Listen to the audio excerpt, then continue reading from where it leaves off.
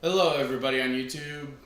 Now, for my third and possibly final episode on, not episode, video on why My Hero Academia is better than Dragon Ball Super. And, it's gonna go over multiple different points, hopefully.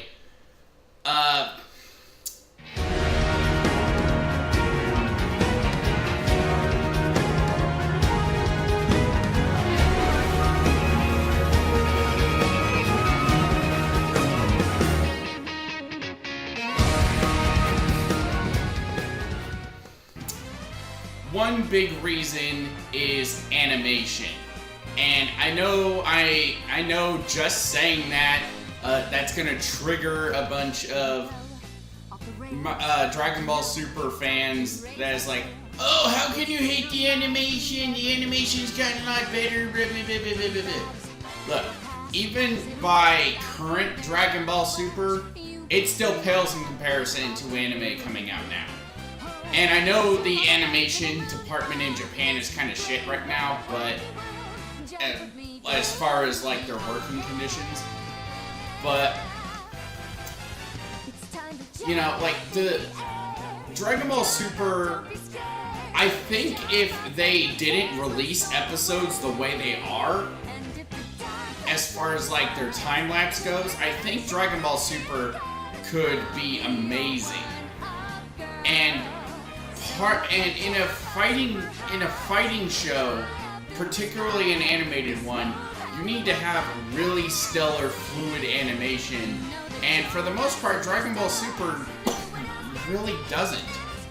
And even when they do, there's like no fight choreography. A good example, and the funny thing is, you can compare the animation quality from, like, say the Resurrection F Frieza fight to the Frieza fight with Goku in the Namek Saga, and you can see instantly a massive difference in not even taking animation out of it. If you look at the way they're fighting, the Namek one is infinitely more interesting. Like the Resurrection F1, what do? They throw like one or two punches and then they just blast each other a bunch. But in the Namek Arc one, Frieza first starts off with a bunch of energy blasts because he's assuming that, oh, this Saiyan monkey, he can't possibly be anywhere near my level. Goku deflects them all with one hand. Then you got a bunch of dashing punches, and Frieza throws like a big blast at Goku. Goku dodges it, and then they do a bunch of those, I'd say realistic POV shots where, like they're zooming all across the sky, but you only hear like the shockwaves and shit. And like there's a lot more going on, and it's kind of the difference with. I don't know. I don't even know what to compare it to, really. But like that's the thing. And My Hero Academia, in every single one of its fights, it keeps it snappy, it keeps it varied, and it keeps it interesting. Like a good example would be any fight in the season 2 tournament part of it, where we get to see tons and tons of different characters fighting against one another, using their different powers in different ways. Like we have Deku using his one-for-all flick smashing thing against Todoroki. We got what's his name? We got the two steel guys going up against one another, and we got Tenya Ida, the little jet ankle guy, going up against. Point is, we got a lot more variety with the fights, and My Hero Academia, even in the least impressive animation versions, not versions, but moments, it keeps it interesting with its fights. With Dragon Ball Super, most of the time, I'm yawning and just being like, okay, when does this end? You know?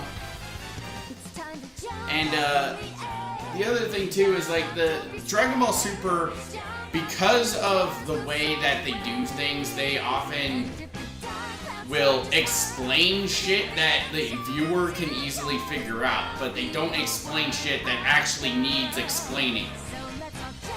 And, you know, it's really, it comes off as redundant, and shut up, I just want to see the fight. Like, one good example is the, Kale-Fla versus Limit Breaker, Ultra Instinct, whatever, Goku. More than half of their fight is just, I'm stronger than you, I'm stronger than you. You can't beat me. And the peanut gallery is just like, oh, obvious factoid. No, yeah, pretty. That's all it is. As cool as it looks, it's mostly them fucking talking to one another. And not even saying anything interesting or actually relevant that the viewer couldn't figure out on their own. Take this again to the original Dragon Ball Z, where Frieza, after Goku uses up like the Kaioken times 20, Frieza says something along the line.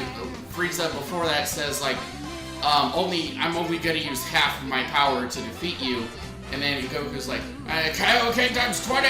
Ah! It's like, yeah, that is stuff that needs to be relayed to the audience, but not, Kale-Fla is super strong and fast, but Goku's reaction time is better. We can see that! He's dodging everything they're doing! And there's shockwaves and shit coming after her punches! We can see this shit! So there's that. And then there is the musical quality. The music quality. Wait, I didn't talk about the animation for My Hero Academia. My bad. The My Hero Academia animation. My Hero Academia currently has 2 seasons to its name. And in between both seasons, they had almost a year of development around that time. And this is for 2 reasons. One, they want to build up budget for the next season to make it look as good as possible. The second is so that they don't overtake the manga, so they have plenty of material to go off of. These 2 acts merely make My Hero Academia look so much better. And only in season 2 did I really actually notice a drop in animation quality sometimes when you look at All Might. He looks off. He looks almost photoshopped in. But because of the style of the show, it's not too bad. It looks still like it could still exist in their world. And, yeah, it's just, the other thing, too, is that the characters in My Hero Academia will actually fucking bleed. I realized that, like, Dragon Ball Super goes in, like, the kids slot in Japan, so they have to tone it down, but the characters in Dragon Ball Super, as a result, seem much weaker than they actually are. When I compare it a lot to Dragon Ball Z Kai. Like, let me grab one of my boxes here. Okay, I have the Blu-ray of Dragon Ball Z Kai, and I have the Blu-ray of the original Dragon Ball Z. You know, it's funny, they got the uncut dialogue for this, but they have the censored visuals, and I really don't understand why. When Goku gets killed by Piccolo using like the special beam cannon, there's a big fucking bruise right there instead of a big gaping bloody hole. And it makes the characters seem much weaker than they actually are, and it's just like, oh, you can die if you just get punched really hard in the gut. What are the guys, fucking Houdini? They're fucking planet universe whatever busters. They're busters. They're Ghostbusters! Actually, they kind of are. Beerus killed a ghost in Dragon Ball Super, but Beerus is a Ghostbuster. He ain't afraid no ghost. That just sounded funny, the minute that came into my head, but I don't know if it is funny to you guys. But moving on. My Hero, All Might, in his fight with Nomu at the end of season 1, he was bleeding. He wasn't like gushing. All Might bleeds all the fucking time in the show because of his injury, and it's just like, oh my god. This All Might in episode 1 has more blood than all of Dragon Ball Super, and that is fucking unacceptable. I don't need the characters to be a bloody mess at the end of every fight, but when Goku gets shot through the fucking heart with a ray gun, I don't know if it was through the heart, but it was shot through the chest, he should have more blood on him. Even in the fucking movies, there wasn't that much blood for him with that. And it's like, he has like a bunch of bloody bruises and stuff, but like, there's not much blood. And, yeah, another thing that My Hero Academia does right is the pacing. There is not one part in here where I think like, oh my god, you're just dragging on for way too long on this one scene, or whenever they need to move on, they do it. They spend just enough time on what they need to. Dragon Ball Super, god damn, what are they at now for the Tournament of Power? Are they at like 40 episodes now? Jesus Christ. And it's supposed, from interviews, it's supposed to continue into next year. And it's like, within the series, they only got like 19 minutes left. How many more episodes do you need? It's just, oh my god. And I realize the characters move really fast and shit, but it gets boring. How many episodes have the fans been complaining about giving too many episodes to Kale and Caulifla or Ribrianne? And they're probably doing that to waste time, pretty much. And it's, oh my god, too many episodes are just fucking nothing. Nothing is happening. And it's even more infuriating because we know how the series ends for the most part. So there's no suspense. We know that Universe 7 is either going to survive or be wished back or whatever, but there's no fucking suspense. Even in this whole arc, that is a ongoing problem with all of Dragon Ball Super. Like, you can make a similar argument for My Hero Academia because we know that Deku becomes the #1 hero by the end of the series, because like the narration is like, oh, by the way, this is my story on how I became the world's greatest hero. Okay, we know that Deku never dies. Big what? Okay, we know that he surpasses All Might at some point. Okay, but as far as what happens to everyone else, first off, we never see what future Deku is like currently in the anime. Maybe you see it in the manga, but in the anime, we never see this. So, for all we know, he could be missing an arm, he could be missing a leg, we don't know. We don't know how future Deku turns out, so that still creates a little bit of suspense. As we know he survives, but that's about it. We don't know what future Deku is like. And that actually creates suspense. And maybe it's because I'm getting tired of Dragon Ball, maybe that's the problem, but between everything I've talked about in these videos, it really feels like Dragon Ball Super is the bottom of the barrel as far as the Dragon Ball anime goes. I've been confused, I've been accused of being a Dragon Ball GT fanboy, but I know that that series has its problems, but I'd much rather watch Dragon Ball GT over Dragon Ball Super. I really would. I think I'm gonna continue this on for maybe another 3 or 4 minutes, but I think this is gonna be my final video on this subject. Okay, I'm back. So, as I was saying before, suspense is a big deal when it comes to these fights. Because if you don't know if you don't know, particularly when it comes to fights to the death and stuff like that, with the way Dragon Ball normally does its battles, what is the point in watching? I've never understood the appeal of prequels. You know, like, maybe in a video, like say Legend of Zelda, it makes sense, because they're different incarnations and stuff. Like say, you could play Ocarina of Time, but then play Skyward Sword or something, and still have suspense in the story. But for like an anime where it's only like 10, 20 something years apart, but where we know how the character ends up, what is the appeal towards it? You know, it's like, okay, like, for example, if you've already seen Harry Potter, The Deathly Hallows, like part 1 and part 2, and those are the first ones you've seen, what exactly compels you to watch the others?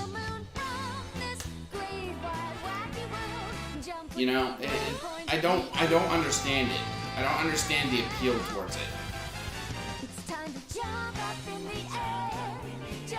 And, I really don't. If somebody who actually enjoys watching prequels, can you kind of relay why you like watching prequels? Because I cannot comprehend why. You know, it doesn't make any sense to me.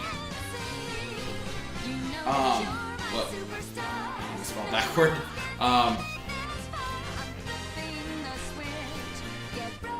Yeah, I don't really have that much left to talk. Oh, the likable characters thing. The likable characters. Dragon Ball Super, after reevaluating myself with it, it's more down to the two main characters, Goku and Vegeta. Vegeta, for the most part, is still an unlikable douchebag, aside from his moments of family time, where, like, he takes Bulma and Trunks to the park, and he gets overprotective about Bulma and stuff, and the cute moments there. Goku, I don't want to say he's become unlikable, but he's become insufferable with how he is in Dragon Ball Super. His inflated ego to the point where it's like, oh, I'm so great, I'm not even gonna put up my guard when I fight people now. It's like, when the fuck did this happen? And now, I swear he's become dumber than he was as a 12-year-old back in the original Dragon Ball. Where, like before, when he learned something from his teacher, he would listen to what his teacher said. Like, back in the original Dragon Ball Z, King Kai told him not to go above Kaioken times 2. And Goku only went above Kaioken times 2 when he had no other fucking option. Dragon Ball Super Goku is the type of Goku that would use Kaioken times 20 right out of the fucking gate when he just learned the technique because he's a fucking idiot. I know that that's kind of an exaggeration, but that's what it feels like. Saying shit like, he doesn't know what kissing is, for one thing. And then, to find out that he never fucking kissed his wife, that's kind of a dumb thing to do. And it just makes him seem like even more of a terrible husband.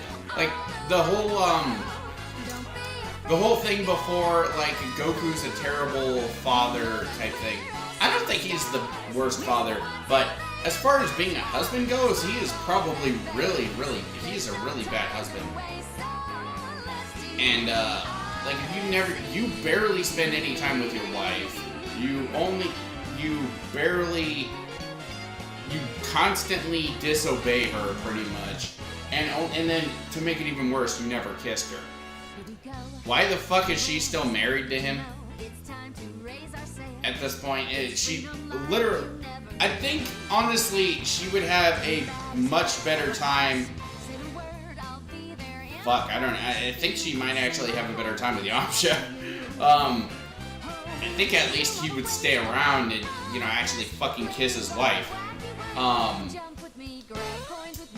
At least there would be some kind of family time, I think, but...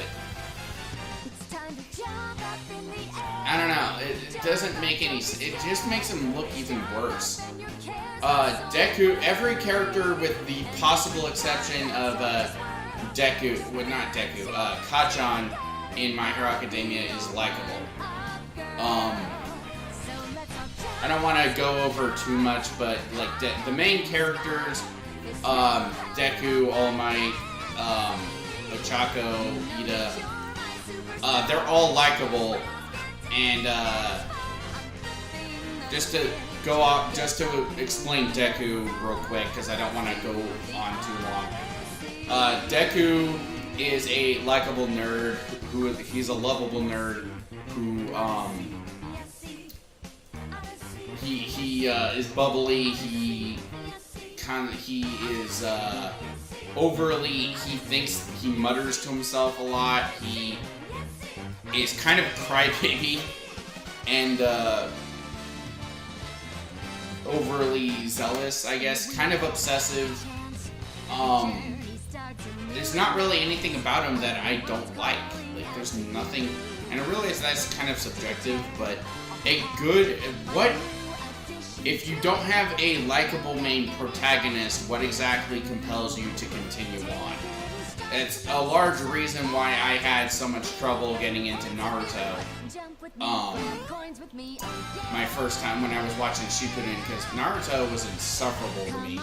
I realized that's probably going to get me a lot of dislikes and hate a lot, but that's honestly what I felt. But, yeah, that's my main points. I'm still gonna watch Super, but it is not a good series. It doesn't even get good until the fucking Goku Black Arc, and even then it's predictable, it's littered with black holes and all this shit. So, if you still like it, great, but if I wasn't such a Dragon Ball fan, I would not be watching this, I can tell you that much. So, that's the end of my videos. Hopefully, you can see what I see. Maybe I made you think a little bit. Maybe I annoyed you.